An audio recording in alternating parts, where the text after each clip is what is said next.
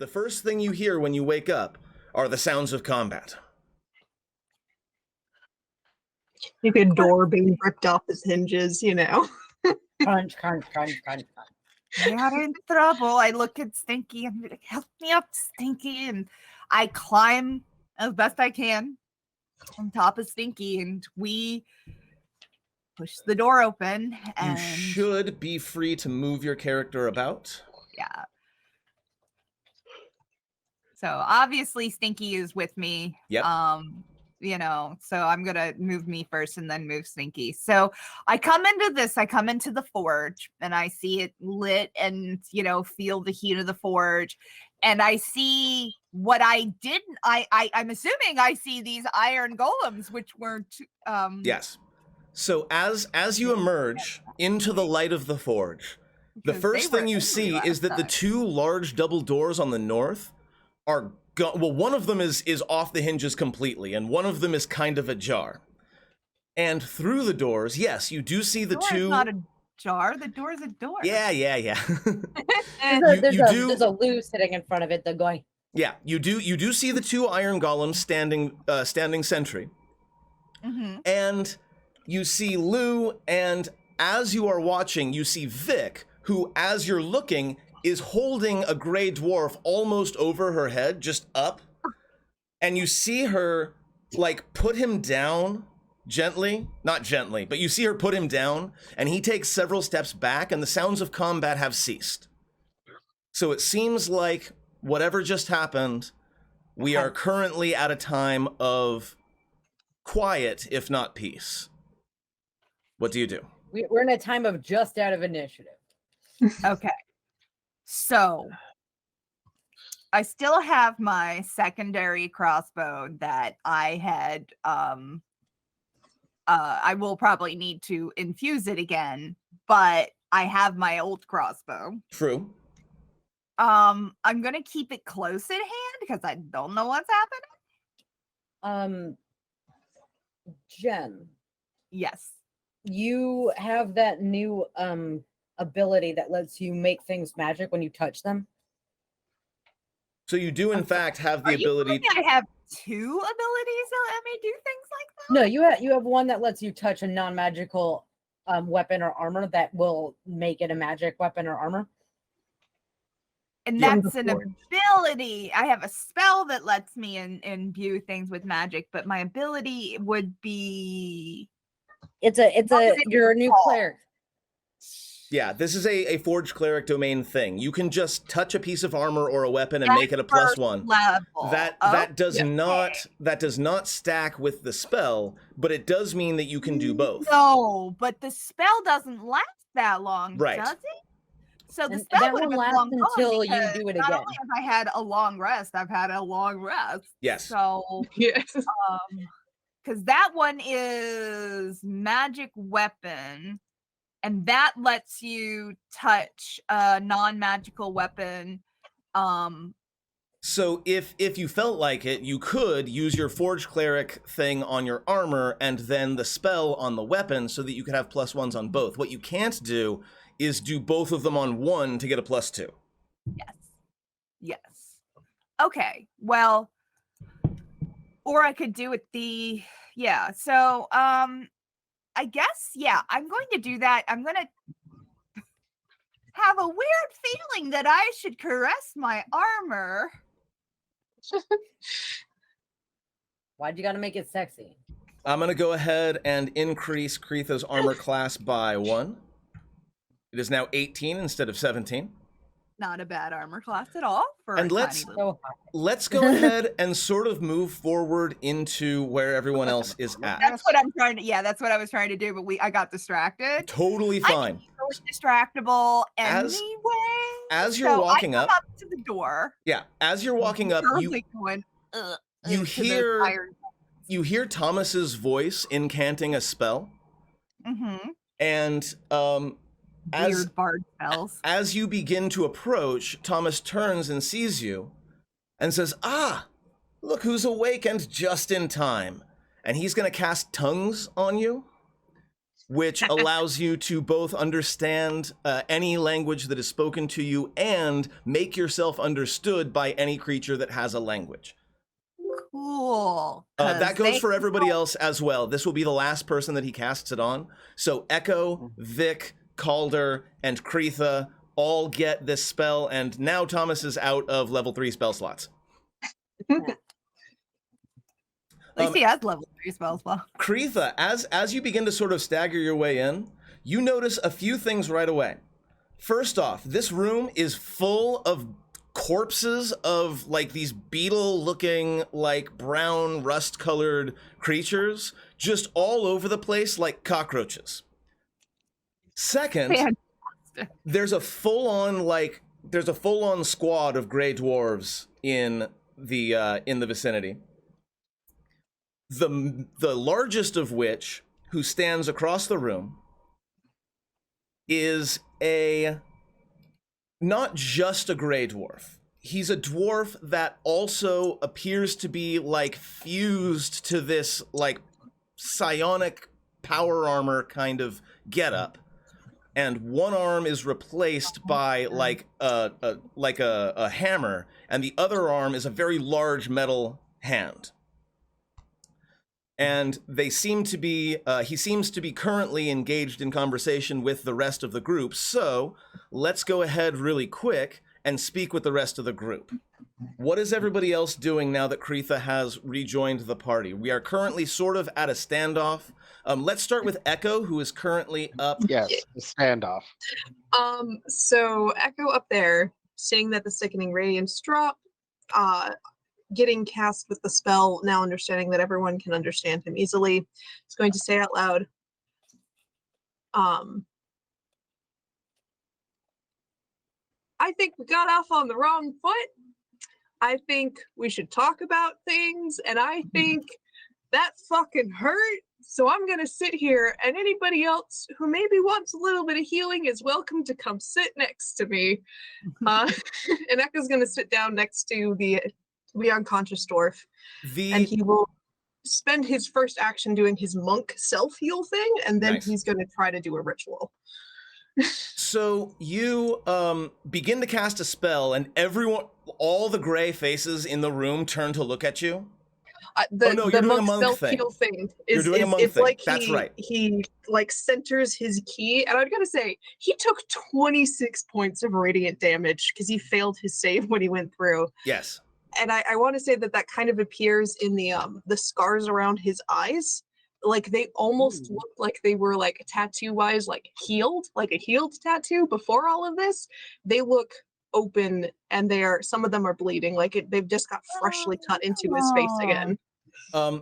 After you say that, the dwerger, the regular dwerger that is standing next to the mechanized dwerger, turns and looks at you, spits like a glob of some sort of like black substance onto the ground, and says in Undercommon, "We're not going to negotiate with filth like you." And then There's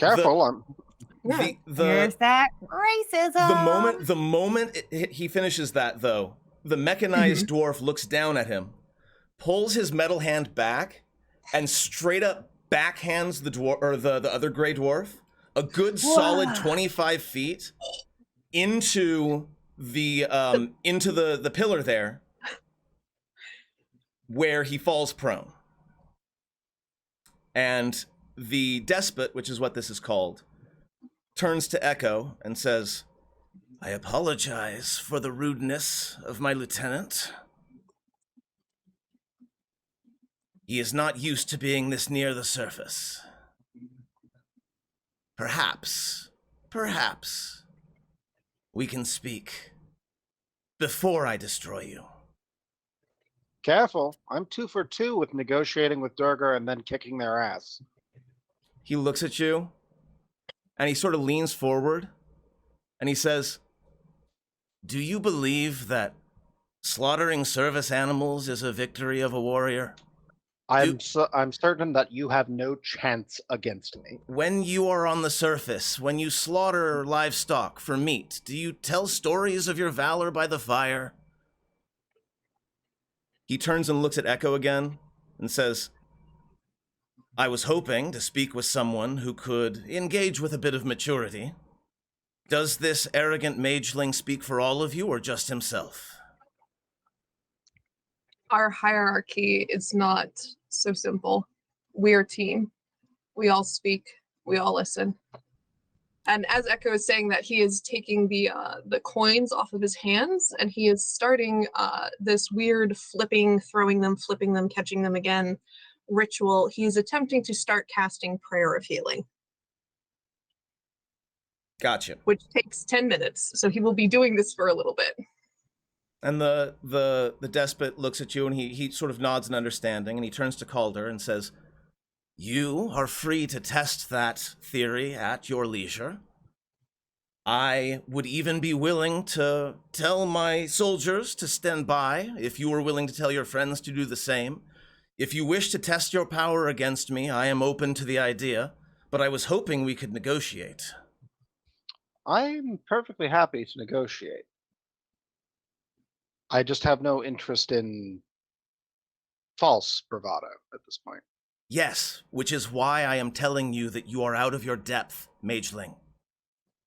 I have seen and faced horrors that would reduce you to a gibbering madman. Your magic does not scare me.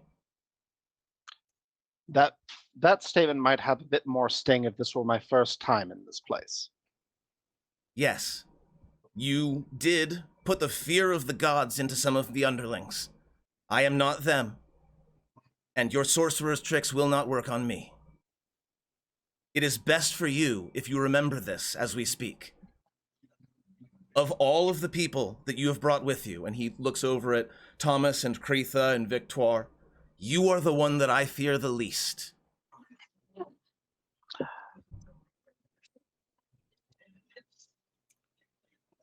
And then he turns over to Victoire and Cretha. Who just appeared. And what of... With a giant frog. And what of you? I did not expect anyone to be here. I expected to come in and take apart some old machinery, and yet I find that I have been beaten to the punch. What is your purpose here? To start and keep the forge, for that is not yours. Then we It belongs to someone who is already here and is already part of the forge. And as she says this, she glows a little. And the light of the forge, which is clearly visible through the open door, alights in turn. And the despot says, Cleric. Did you just say that? Vic just says that apropos. Like pointing at Cretha, just like all the way down. Cleric. And what is to stop, hypothetically, my troops and I from simply destroying you and taking it back? Who? It wouldn't work. It's not what, it's who. You don't understand. You already have lost the forge. Is that so? Is that so? That is so. The forge was Hey, lost to Cretha, him are you okay? the moment Durgeddin became one with the forge, it was lost to anyone else. The instant you say the word Durgeddin, like most of the Gray Dwarves in here either get a look of fear or anger. It's about 50-50. It's clearly a name that they all recognize. Can I get a read on how old the leader mech suit dude is? Totally. Give me a Insight? nature. No, insight. Insight works. Yeah, we'll do insight. Insight's fine. Can I get a Olivia, remember your +5. Yes, you do get or advantage. Or You advantage, get advantage. or whatever. And thank you, Kistrel, for giving that that +5 or that advantage. I didn't roll it. What was Oh, Vic up to? can I get a disadvantage because I'm not from here? history check on like just to like read the vibes? I'm looking Yeah. at history as opposed to insight because Totally. And like- I will go ahead and agree with that disadvantage. While you're doing that, Echo, history.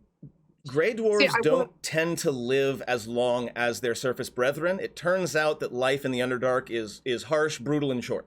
But this man has clearly seen several decades at least, possibly as much as a century. This is when it comes to the Dwarves of the Deep, this man is ancient. Okay. Um, Is there anything else like gleam with the 22? I Yes. know I was looking for his age, but like you Does- also with his threats, does he actually feel confident in backing them up? so with a 22 on insight, I will say this: when he says he's not afraid, he is being 100% absolutely honest. He is not showing a single trace of fear. Some of his underlings are, like, some of them are shuffling their feet, some of them are like grabbing and ungrabbing their hammers to try to calm themselves down. But this man is stone cold. And then one other thing with a 22, you recognize a little bit of the energy that's like suffusing that armor of his. It's not magic as it were, but it reminds you a little bit of your key. Just a little bit. It's not quite the same thing, but it's not magic. Yeah. There is something powering this armor, and it's not like the kind of magic that either you do with your cleric spells or that Calder does with his sorcery spells. It's not even anything like what Vic does. It is something new. Something that you have not seen before. Okay. Vic, with a 14, you're looking Not for bad vibes. for a disadvantage. No, it's not bad at all. You're just looking sort of for vibes. So you know a few things. There are a few bits of common knowledge about the Dwerger. One is that nobody ever pronounces the name consistently, so deal with that, viewers. And another It's is Dugar, by that the way. you know that there was some kind of history, and for some reason the Dwerger were enslaved by some sort of subterranean species, and that they've begun to fight their way back up. They're not normally seen this close to the surface. They normally inhabit the very deep parts of the world. And you know that they are industrious literally to a fault, to the point where working is their lives. They don't have time for things like emotions or friends or loyalty. They have the work, and that's it. With a 14, I think I'll give you that. As far as what this is looking like, being in between a Dwerger clan and their goal is not the safest place to be, but looking at this area from a martial perspective, you figure that you probably have got about 50-50 odds as a group of taking down this group. Yeah, okay. Anybody else want to do any checks or any knowledge or anything like that before we get back to the conversation? I am also willing to do like generalized history checks for the Dwerger for anybody who wants to take that. Can I get a knowledge arcana check on the despot's like armor stuff? Yes. So that I could reverse engineer it later? And I'm gonna go ahead and give you a +2 on that, because it is in your wheelhouse, but not quite fully in your wheelhouse. I just can I also get like if I get a good number on this, can I also get approximately how long it would take me to disassemble if I needed to? Sure. Oh, Okay, can I say something here? That is a skill check, so it doesn't auto fail. I still got a 12. You still got a 12. That's true. So you don't quite see what joins it together. You might need to take a closer look, right? He's across a very large room from you. Take it apart. But you do recognize, as Echo did, that it's not like artificer magic that is powering this thing. There is something going on that is different. And again, you don't, from where you are, see any joins or seams that would allow you to take it apart. You could not possibly like guess as to how long it would. You're perfectly certain you could take it apart given time, but you can't get an estimate on how long that would take at this time, no. But it's not the thing that I could be like 32 seconds and use it as an intimidation. Exactly. Noted. Yeah. Anybody else have anything they want to do before we get back to the conversation? Nope. Excellent. So the despot. So they all reacted. Yeah, they all reacted to the name Yes. Durgeddin with anger or fear. Okay. The despot then turns to Echo once again and looks down at the Dwerger who's still unconscious at Echo's feet while Echo is doing this ritual and says, "What is he to you? Why would you put yourself in harm's way in order to save the life of an enemy?" Well, simply put, you're not my enemy. I came here to. Sorry, go ahead. Oh, Vic from the other side of the room points at Echo, cleric. You're not my enemy. I'm not here to kill anybody who's after the forge. I am here to put a stop to the machinations of Grumsh and Malar and their underlings who are seeking to undo the world. They want the forge, and they are who I am here to stop. And if you don't want them to get it, then maybe we have aligned goals. Then why not leave the forge in my hands? I promise it will be safe, and the concerns of the surface world are not my concerns. You are not ready for this kind of war. Oh, and there's also the fact that I just met you. Hi, I'm Echo. What's your name? Arnon. Arnon Strongarm. I thought he said Barnum, and I just want to have a moment about that. That's real quick. That's Arnan. Arnon. Arnon.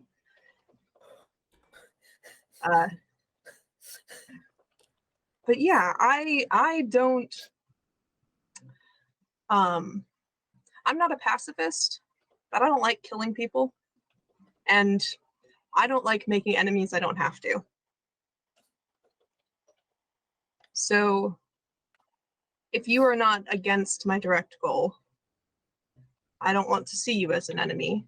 And I think there's a greater opportunity here for cooperation. I know nothing about working a forge. I know nothing about running a dwarven stronghold. But from what I've heard about this place, there's plenty of room here. And do the rest of you agree that you are looking for an alliance? I'll turn to Calder and to Vic and to Kretha. You did say there's no hierarchy in your group, so I should seek to confirm with each of you. So this dude turns to you guys, and Echo like leans behind him with big eyes, looking at you guys too. Like, You are. Are you they and like? yours. Wait, You and yours, Arnon, are not my enemy. Is that so? um, Your words earlier made it very clear, made that somewhat muddy. Your men attacked my ally before all of that started. He turns and hell looks of a at Vic. swing.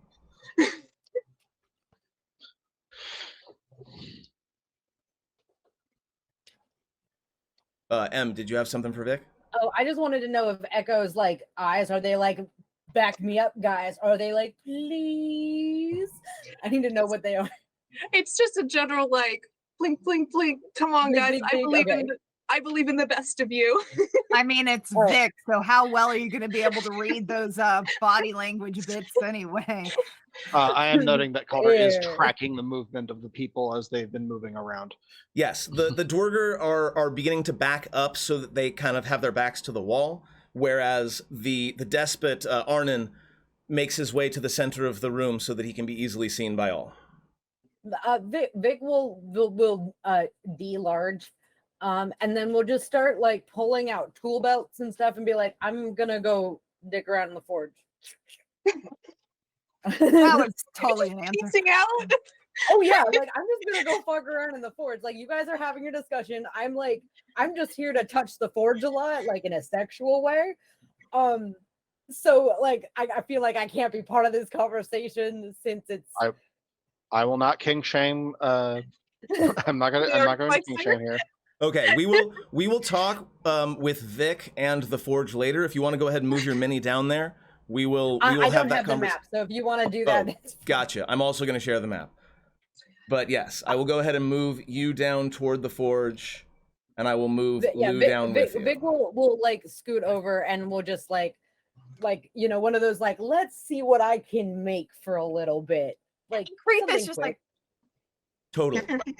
Absolutely. I do want to say that as the dwarves, the Dwergar are like backing up, like Echo is clocking the clearly injured ones and like halfway through his motions going like, come here. Oh, Like he's not saying anything, but he's like. That reminds me, I should probably deal damage to the one that strong arm backhanded. So let's go ahead and do that really quick. that guy's good. You're not like right, but you're not wrong. 18 points of damage is rough. So that dwarf is just now beginning to sort of stand up, coughs up a little bit of blood, and then takes his place, sort of at an attention stance, at the edge of the wall. Oh, sorry. I figured that Vic is probably going to start repairing the iron golems. That's what I'm just going to do. The one that got all rusted. The iron golems are actually already fully repaired because of the fire magic that you all cast at it last time. No, I mean like the rust monsters were chomping on them in the last On fight. one of them. Yeah. Got it. Yeah, no problem. I'm gonna go fix them. I'll make some upgrades. So Strongarm begins to sort of walk forward, and again, he's not walking in a threatening manner, but he's also walking in a totally confident manner. And his feet make this sort of like mechanical sound as he steps forward, and each step is a thud that you can feel in your feet. And as he gets close, he looks down at Creetha, and he says, "You invoked the name of the one who, by legend, ruled here so many centuries ago. How have you come to know that name? Before you answer," and he looks up, "a question for a question, perhaps? Is that fair?" I suppose It's the old game. It's fine enough. He looks down, he says, "How do you know of Durgeddin?" He is my mentor. He's my friend. He looks like he squints and looks down at you very closely. She's not like How? she's not even like acting like she's scared or nothing. This Creetha is like here. How old are you?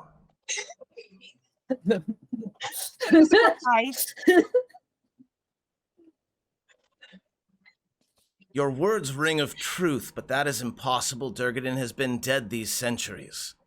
And he is still dead. But that has not stopped a lot of people, from what I'm coming to understand. And he is here now? He is in the forge, where he belongs. Is that what activated the golems? Oh, my apologies. I asked a question. It is yours to ask now. We have 2 questions by my count. Ask. All right. I kind of came in here a little late. I apologize. The question can come from any. But I do have a question. You stand here in the middle of a forge that you could not activate and now will not activate. To, I assume, use it for your own ends, which we all think like that. That's not ununderstandable. But you stand here, I'm sure, aware that you are surrounded by armies. You say that you can hold the forge. You say that you care not of what happens on the surface. But the surface will come to you, and it will not care because there are so many of them. The armies of the orcs is vast and brutal, and the armies of the dwarves is vast and possibly brutal in the right circumstance. Oh, believe me, I am entirely aware of that. So why would you want to stay here? I cannot believe that there would be enough of you to hold from either one of them, not especially both of them. Give me a like a persuasion check and take a +2 because Kistrel has given us that wonderful bonus. Okay. And again, like he's just sort of continues walking forward, looking at Kretha like she's some sort of curiosity, something he didn't expect. And she is like not right in front of the door, right? I'm sorry? This is right in front of the door? Yes. no, He will in fact sort of peek, so you'll be able to see him sort of peeking around. Yeah, I'm gonna make a perception check on this one. Okay. What are you looking for? I want to see that happening because Vic is gonna start being like, "That's not okay." What is it doing? It's freezing. What But is- Jen, don't forget, last game you got the inspiration point, so you can re-roll that. I will re-roll that. Thank you very much. I did know about that. That was so weird because like it stuck on one, like it didn't continue Yeah, to the roll. die It was just started taunting you going, there, "Wah, wah, wah, definitely. wah, wah, wah, wah," and I'm like, Yeah. what are you The doing? die was definitely like rubbing it in right there. Yeah. Go ahead and roll again. It was definitely being a big old dick. Okay. Take 2. So Yeah, then that's a little better. I like there's a big creepy gray dude marching up on my best friend. I'm Yeah. gonna move. I'm gonna like. I figure I'm walking back and forth from here to like this guy over here, Mm-hmm. and I just want to be able to like if this guy gets like too close, I will intervene. Oh, Speaking Calder's going to Calder's going to like take a relaxed, like not really a sit so much as a lean against the throne. And I'm going to Thomas? pull out. Oh, I'm go going to ahead. reach into my bag of tricks. Okay. So D12. Give to me a see what comes D12. out. Oh gosh, who is it? Calder starts pulling out his 6. therapy animal. No, it's a 9. It's the this is also- fire beetle. All right, More bugs. cool. Cat. Excuse me, there's a cat. Speaking of people moving, can Echo like get frustrated that everyone's moving away from his healing magic? Like grab this dude's belt in one hand, still flipping a coin in the other, and like drag him over towards like here with him. So hold on. To be clear, you want to try to keep the ritual going while dragging this While Dwarger. moving the guy. Yes. Yeah. And in fact, do it with your feet. You'll note that the other Dwarger aren't even really looking at him. They're not really like interested in what happens to him, just like when he was in trouble in the first place. So yeah, you'll be able to go ahead and drag his unconscious body towards the door there. And yeah, Echo will. He's a bit of a show off an acrobat. He'll like because he was flipping the coin with 2 hands. He'll switch to 1 hand and a foot, just like keeping it going like a hacky sack almost. Nice, very nice. Timora, god of hacky sacks. Cannon. Vic, as Arnon gets a bit closer, I'm not going to have you do a separate roll, but I will say that you do see at least one sort of protrusion coming out of the armor, or out of one of the arms of the armor, that is almost certainly a flamethrower. Is it just like a protrusion? Like it didn't like and then a flamethrower nose extended. Okay. No, it was That's just, there like, already. normal. You're just now that he's close, you're like, oh, I see that tube is actually like a thing for shooting fire. Yeah. Oh, okay, cool. Because I've been playing a lot of Assassin's Creed recently.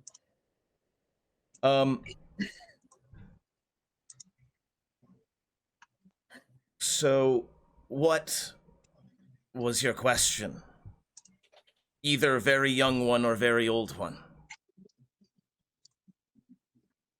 Why would you come here with such great odds against you? What do you know of the Deep Dwarfs? Not an answer. You are correct, but I wish to simply know how much background information I must give. My answer is because this is what we do. The ability to make whatever it is the Forge could make could allow us a greater chance of survival in the depths. The Dwerger are not a soft, peaceful surface race. We exist in a world where the very land itself wishes us dead, and everything wishes us either to be killed or enslaved. The tools that this forge can make could mean freedom for my clan for good. Not running from those who would enslave us. Not constantly fighting. Well, still constantly He fighting. holds her hand up to not have Calder speak. No, I'm going to insight that check that because that sounds very, very noble for a Dwerger. Go for it. So You know what? No, I'm gonna re-roll that. I have a thing. We'll get to you in just a sec, Kreitha. I want to see how this goes. Yeah. Not bad. Okay. So, though you see the truth of what he's saying, and he is telling the truth, but you also see that he is definitely wording it in such a way that it is more likely to appeal to a good aligned group that is standing before him. But when he says that he and his clan are attempting to defend themselves from those that would destroy or enslave them, he is absolutely being truthful. So, Kreitha. Kreitha kind of looks behind her at the forge for a moment and says, Durgeddin?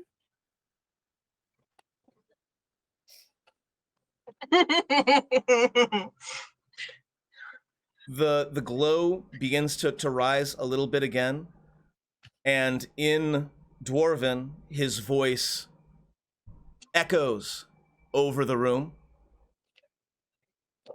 Yes, I am here. Again, she speaks back in Dwarven. Again, his voice comes out, and for the first time, you see a small crack in the resolve of the despot in front of you. The other dwarves are immediately shifting nervously. They're looking around like it's a ghost. And though Arnon clearly has seen some shit, so he's not afraid, but you do see him for just a moment consider his situation. Continue. So speaking in Dwarven, in fact, speaking probably in the Dwarven of Durgeddin and Andoril, so possibly a little bit more ancient of a dialect. It's old Dwarvish. It's old Dwarvish. I will say, You're dropping these and thous up in here. I do not trust these Duergar. And they do not trust us. But in this time, perhaps they can make a decent ally instead of an enemy. But it's up to you. You are the Forge. The only thing we could offer them would be use of the Forge. At the same time as Durgeddin says, it is out of the question. At the same time, the despot begins to shake his head. Can we also say that at that same time is when Echo finally finishes casting his spell? So the spell finishes, the prayer of healing is complete. Yes. What kind of HP do you give folks? He gives 2d8 plus his modifier to up to 6 people he can see within 30 feet of him. Excellent. So he's going to give it to himself. Oh, that's a good one. Strong suggest. He's going to give it to this guy. He's going to give it to this poor motherfucker. What was the name of the dude that got smacked into the pillar? Because he's standing right there. That was Stoneguard 2. Stoneguard 2. They got some really old school, like newspeak names. And then he is also going to put it on Mr. Strongarm, who got hurt with that sickening radiance. And as it goes off, I would imagine there is a sensory part to it. It is divine healing. It is a prayer of healing. What's it look like? I think not to the point of like blocking anything out in their vision. It's not like a blinding effect, but everything seems just a little bit more golden, and they can smell fresh clover.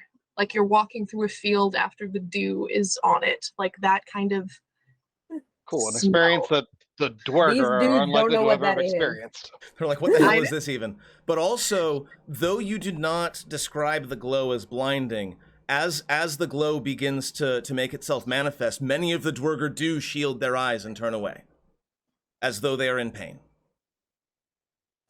Yeah, it's not any more lit than the actual cavern is around us, but it is just it's more of the color of gold than a golden glow. That's what I was going like. Gotcha. Like the tint shifts, like a filter has been applied. They got a filter on their eyes. And dude in front of me pops back up. I'm afraid, the despot continues, I'm afraid that what you suggest is impossible. And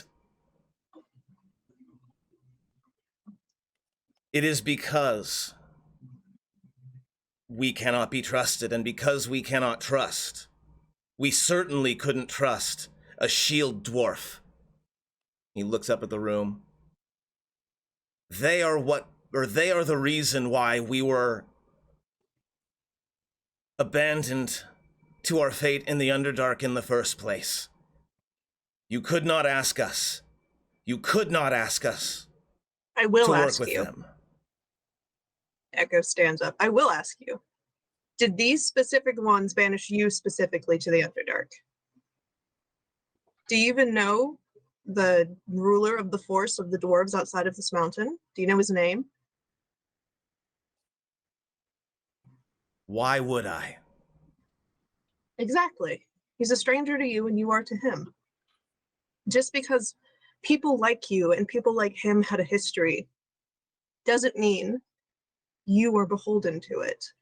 And let me just say, You're not beholden to the histories and grudges of old dead men. I will also not allow my people to be enslaved again. I don't know. I don't know your depths. I don't know what it's like where you are from. But I am from a place that was under the surface, where kindness was viewed as a weakness. And the people there were viewed as less than by the people on the surface. And I almost died down there. And I ran to the surface. And the thing that saved me was kindness. And people taking a chance on trusting me when they had no fucking reason to. So please, allow me to pay that forward.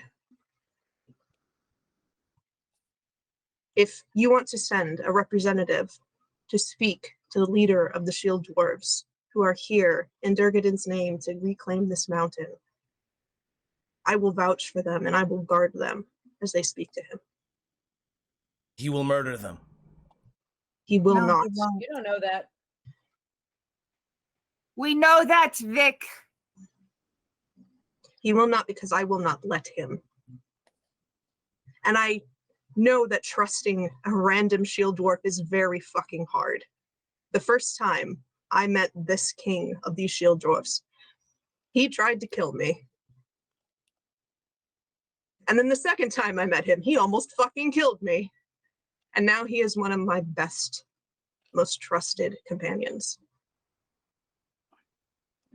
He is capable of change and seeing the people that he didn't used to see as people.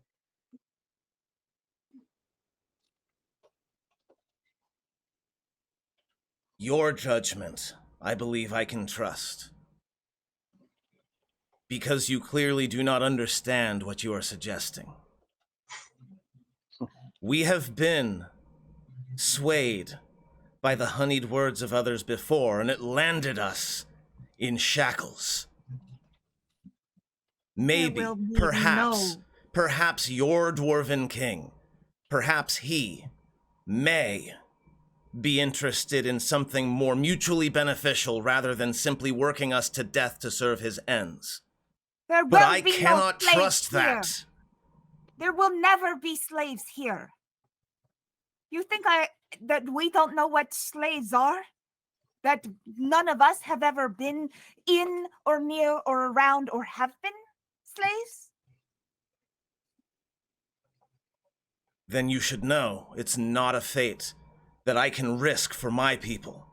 You would not be risking that for your people. You cannot guarantee that. I can. You simply cannot. I can. I actually can. Why can I?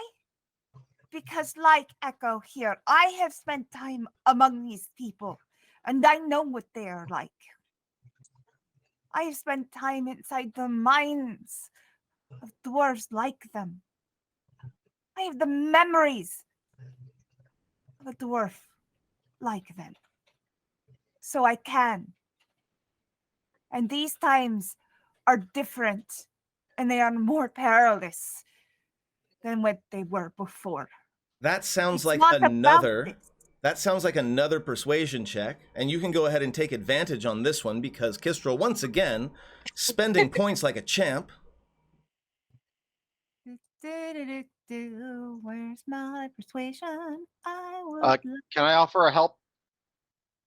Yes. Already had. Before we do, hold on. Before we do, what is Calder doing to assist in this persuasion? Calder will gently state, I've watched the surfacer kindness turned a kobold into a dragon rider. I'm very interested to see what would happen to you. Okay, so yes, go ahead, Jen, and click both the +2 and the advantage buttons before you make your roll. Well, okay, yeah, hold on. Okay, let's try this again since I was already locked and loaded. Okay, come on. So, advantage. Oh wait, it rolled 3. That's okay. I'm gonna just go ahead and take the crit. No. Oh yeah, there is a crit in there. Hey. You rolled. Yeah, you rolled with advantage and 2d20 at the same time. Regardless, the fact of the matter is that first one is a 20, and with your +5, that's a 25. Yes. He says, I believe that your intentions are true. As strange as it is, I believe that you believe what you are saying. But I need you to understand that I cannot take the risk that you are being manipulated by one more intelligent and more wise and more ruthless than either of us. Then may I ask you some questions now? I believe I owe you one more, yes. What do you know of the orc enemy you face? I know that they have their eyes on this forge as well. I know that they, like myself, received some information from somewhere that allowed them to understand the location of a forge that was hidden away for centuries. I do not know nor care what their goal is. They can have the surface world for all I care. Is that an honest enough response for you, Mageling? It is honest enough. I But think I it's- did not. But I did not hear several important pieces that should inform your opinion. If all of us were to empty our pockets of all coin and pile them into one great stack, the numbers of the orcs would outweigh and outnumber every copper in that pile. You speak of the surface world and what is underneath as if they are two separate things that will stay separate. Grumsh, the god leading that orc army, wants to see all the world, above and below, be nothing but orcs. And he is willing to work with other powers to get it. Powers that are willing to turn these orcs into beasts cursed with lycanthropy. Rude.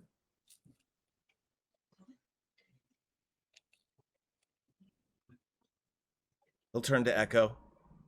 Is this true? And Echo takes part of his shirt. There are still the claw marks from when they were attacked by the werewolves. I know they've been magically healed, but I like to think that even scratches from werewolves are a little bit cursed, and they scar no matter what. So he shows they know we aim to stop them here, and they have been trying to stop us in turn.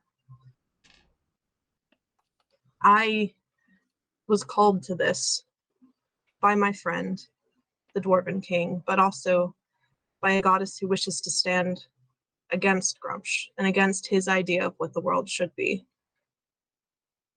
He holds up a coin, walks over to the dude and holds out.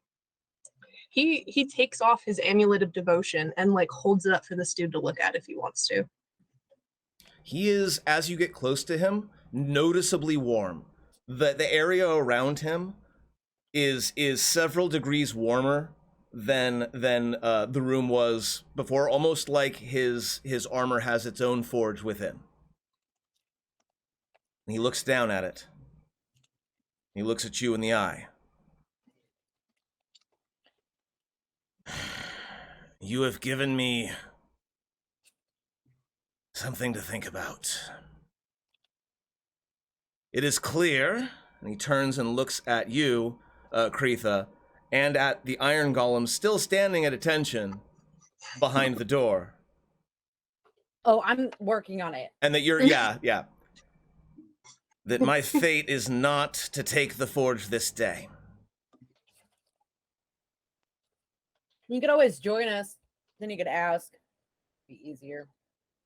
That's what I was suggesting. I Taking. know I suggested that we have trust issues between your kind and our kind, and that is still a truth.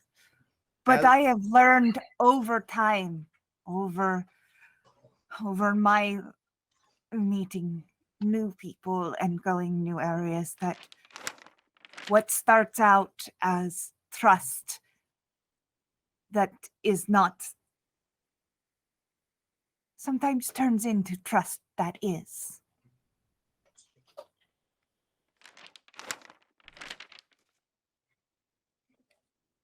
Anyway, it is your choice. But I have to say, wouldn't you prefer it to go with living and fighting with a chance, rather than trying to fight us here and only becoming weaker for it? As Because you're speaking, regardless if you win or lose, you will become weaker for it, because you will not be able to control the forge at all. And you will merely be lesser by whoever dies, whether you win or lose. the Dwarger are a machine. Parts break, they are replaced. My Maguses could unravel the workings of the Forge in time. I believe this. But if there is a entity actively working against us, yes, I could see how that would be very difficult. Not that we don't have our ways of dealing with wayward ghosts, but your words do have wisdom to them. No one is asking you to be friends with shield dwarves. I think we'd all like to start it, not enemies. If the enemy is as numerous and as powerful as you say, and if they have the backing of powers beyond mortal ken, then what hope do you feel that you and yours have? Why do you believe that you can hold the Forge where we cannot? No, that is not my question. My question is, what is your plan? How will you? And he looks around at this kind of sort of still ragtag band. How will you stand against the powers that you describe? Well, it helps Power that friendship and blood magic. we all have our unique strengths, but it helps that we're not alone. Powers beyond mortal ken aren't just on their side. Creepy as- mageling abilities. And in the vein of following the guidance of my goddess, keep that token as an act of faith. And Echo asks to kind of, because it's an amulet, it's on a necklace. I don't know if he can reach the dude's neck to put it on him or not, or if we can just hand it to him if one of his Hang it over his flamethrower. He's Right? too tall, yeah. He's definitely twice as tall as your average, not twice as tall, but he's definitely like 1.5 times the size of your average gray dwarf. So he's not as tall as Vic, but he's definitely up there in the 6.5 foot range. He's a tall dwarf. So yeah, Echo is offering the amulet of devotion as a token of faith to this dude. He reaches down with his very, very large metal hand that is the size of your head, and with somewhat surprising delicacy manages to pinch the amulet between his fingers. And he looks at it. My goddess teaches to make your own luck and to take big chances, because those are what reap the biggest rewards. And your goddess is a goddess of lies, is she not? She is. Lies are useful, but she serves good. And that is what I aim. She serves good. She does. She understands that goodness is not entirely above board, and that the world has its shades. If you are to survive what's to come, if it is as bad as you describe, perhaps you should learn the lesson that goodness is a myth. There is survival, and there is destruction. There is no good and evil. There is no good and evil. That much I will agree. It is another lie we tell ourselves, like justice and truth. But There is truth. but when it comes to these elaborate fictions that we hold to ourselves, just because it is not real doesn't mean it is not useful. Just because it is not tangible doesn't make it something that we cannot draw power from.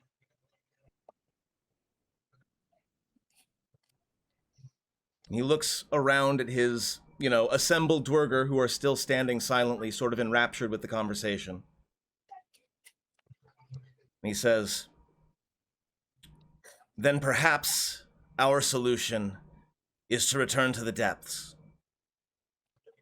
There's another option. Orcs may be numerous, they may be persistent, But historically, they have not done well in my realm, in the Underdark. There's perhaps one more option that we haven't considered. Would your group stand to be hired? Hired. Paid instead of slaves. You don't need to trust someone if they're paying you.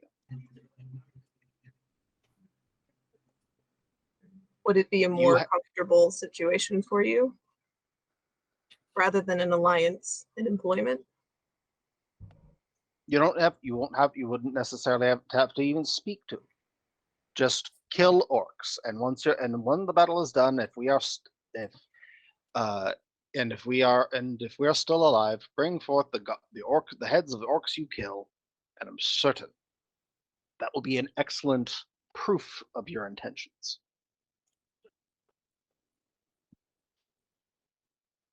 And most certainly worthy of payment and reward.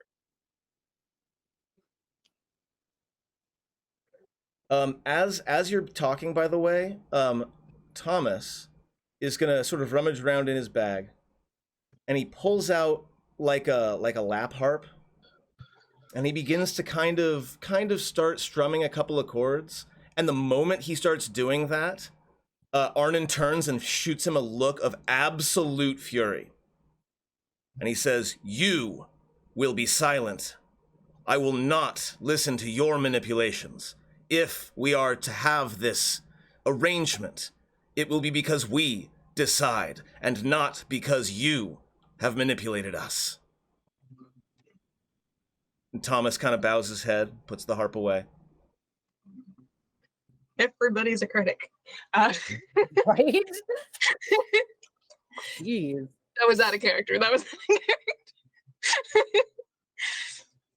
Yeah. Say you don't like bards without saying you don't like bards. Jeez. Echo will nod and say, "We've offered you a lot of alternatives today. I am still firm on my stance that you are not my enemy. None of you are. So Then in that case, I offer you this. I and mine will return to our depths for the time being. You may take that one. Still on the ground, still unconscious but healed. yeah, he is conscious again with the Okay. after the prayer of healing. He is like He does awake wake up. Okay. there. He might still be like, ooh, but If there is one thing that our clan and our kind cannot withstand or cannot stand, it is weakness. And you may not approve of what we must do to survive in the depths. But we cannot run a machine that has a faulty part, that has a piece that must be replaced.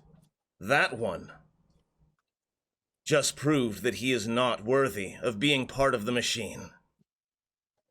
The dwarf, by the way, the Gray Dwarf, is getting paler by the word. He says, and Arnon says, "Take him back to your shield dwarfs. Take him back to your king. And if he survives, perhaps we will speak again." thank you. And if he returns, and he looks down and looks the dwarf directly in the eye, he will be killed. But returns to the depths or Yes. here? He no longer belongs with our clan. Again, I'm not looking for your approval. I'm not looking for you to judge me with your soft surface values.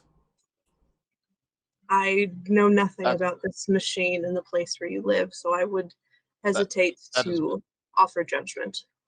That is a message meant for our new friend. But as we've attempted to assert to you, we don't have any intention of making him a servant or a slave. His return would be entirely his choice. I care not what you decide to do with him, but if he comes back, he will be assumed to be compromised. If not by me, then by others. Does he have a name? He looks Echo down. walks over to him. He Do is you the, have a name? he is the 9th son of Dorok. We simply call him by his by his father's name and his number. He may or may not have his own. Echo will offer a hand for this dude to stand up. He looks at your hand like it's a goddamn snake. Like it's a hissing viper right in his face, and he scrambles back, like on all fours, like crab walks back, and gets up to his feet on his own. And he looks around at all of the Dwerger around him who are deliberately looking anywhere but at him. And he looks around, and he says, but what am I to do? What? This life is all... Galvin. Galvin is my name. Congratulations, Galvin. Why didn't you let me die? That is a conversation to have after your acquaintances have departed. My place in the afterlife would have been assured. I would have died attempting to further the clan's goals. What have you done to me? Can I insight this guy? Absolutely.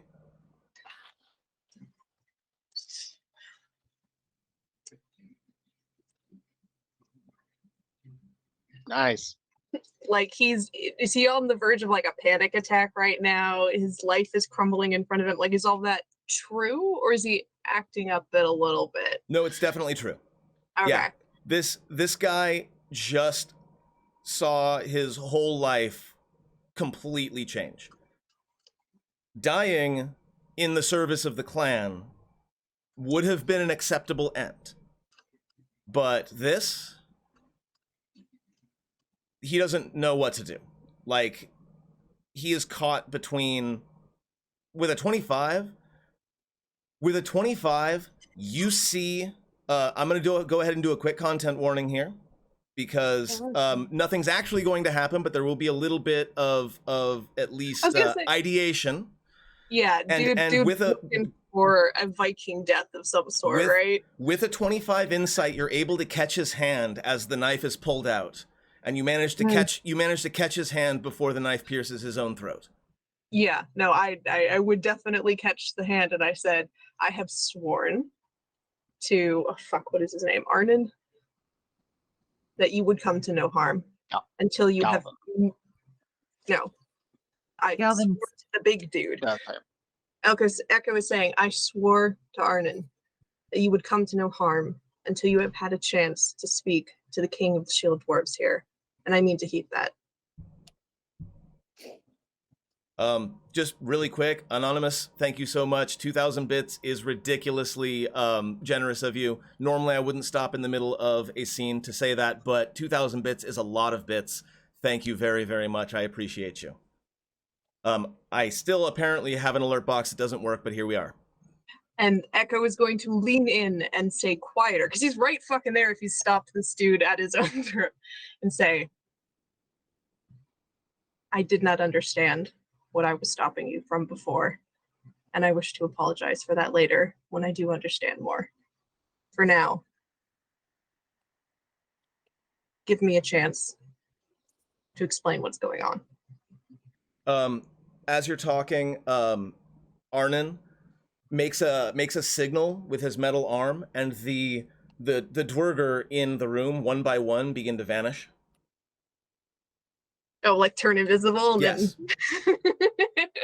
You can just walk out the door. They're pulling a predator exit. Until... Yeah, go ahead. Go ahead. No, after you, please. Does Arnon, like, do it last? Arnon doesn't do it at all. Okay. So yes, within a few minutes, or within maybe a minute, it's just you and Arnon and Galvin.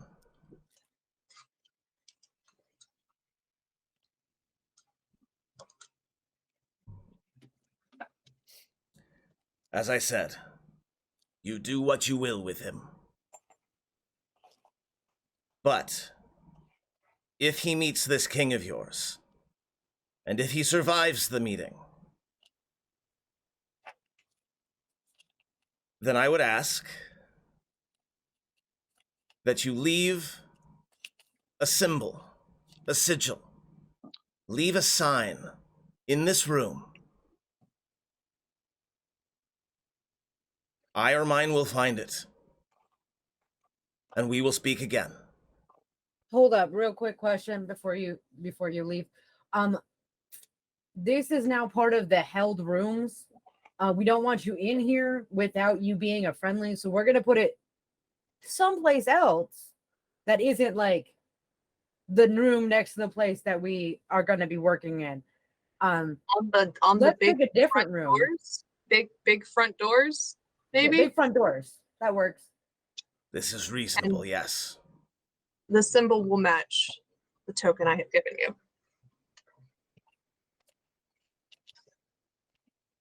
And he looks at each of you in turn.